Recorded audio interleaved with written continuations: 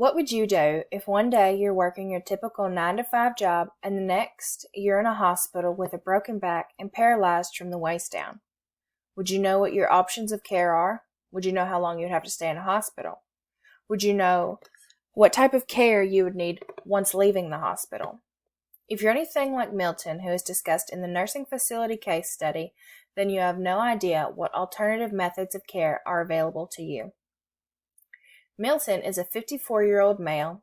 He is a long-haul truck driver, and one day on his daily routes, he was traveling on an interstate highway during a winter blizzard. Milton was involved in an accident which left him with a broken back and paralyzed from the lower extremities. After a 6-month stay in a rehabilitation hospital, Milton was transferred to a nursing facility and has been there for almost 2 years now. After being in the nursing facility for this period of time, Milton decided that he was too young to be in a nursing facility and wanted to be closer to his son.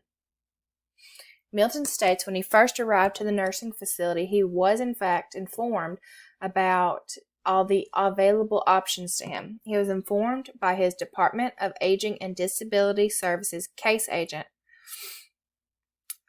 Milton states he did not pay much attention to these options because he was unaware of the 24/7 care that he would need. Since Milton has made this decision that he wants to look into alternative care options and he now has to do the relocation assessment. According to Milton's Medicaid insurance provider, the nursing facility case manager as well as the relocation specialist are the direct source to start the relocation and assessment and relocation process. According to the case study, relocation specialists routinely check the minimum data set information provided to them by the Department of Aging and Disability Services to see who has expressed interest in moving into the community. Milton met with his relocation specialist and they started the relocation assessment. The relocation assessment involves Milton's personal data, Milton's health conditions, as well as the level of care he will need. They also discussed his financial situation, in which would be a very important aspect in trying to acquire a new housing. Milton's case manager informed him after the relocation assessment that he did meet the criteria for community-based alternatives. Milton and his case manager can now begin the application process for the relocation services. The nursing facility case manager and the relocation specialist stated that there are several options available to Milton, such as consumer-directed services, service responsibility option, and home health.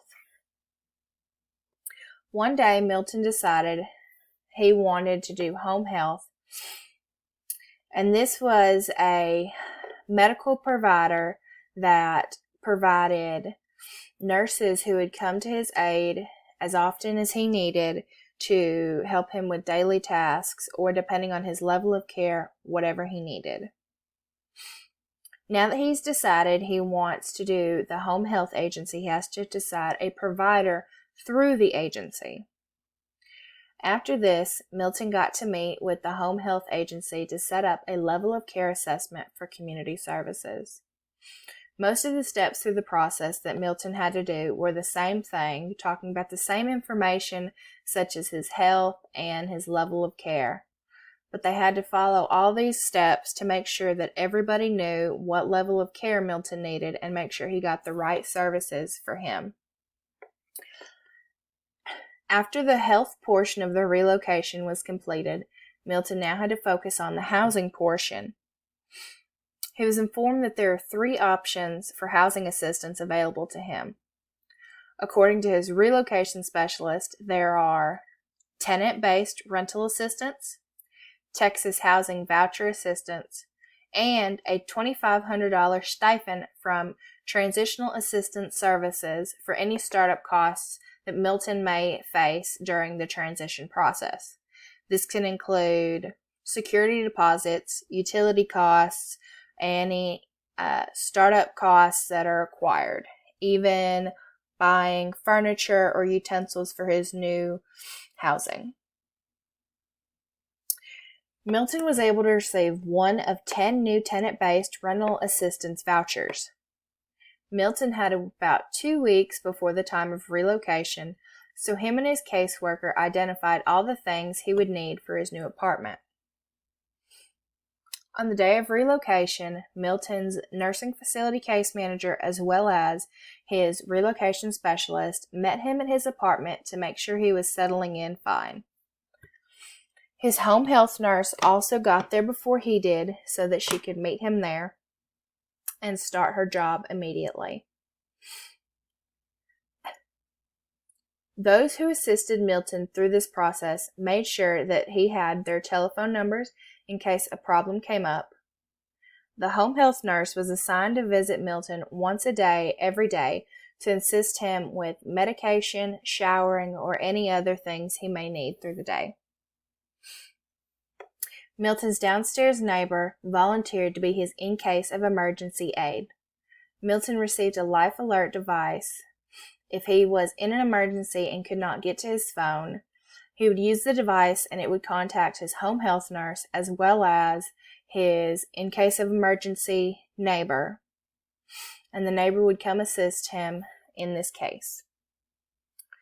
According to the case study, over the next 3-month period, the relocation specialist would visit Milton 4 times in the first month, 2 times during the second month, and once during the third month. His case manager from the nursing facility would also continue to visit Milton every 6 months. In the beginning, Milton had his own assumptions about what his medical stay would be like, so he paid no attention to the other options that were available to him. In the end, Milton was able to obtain a new living situation that he was comfortable with, as well as still be able to receive the medical help he needed. Thank you.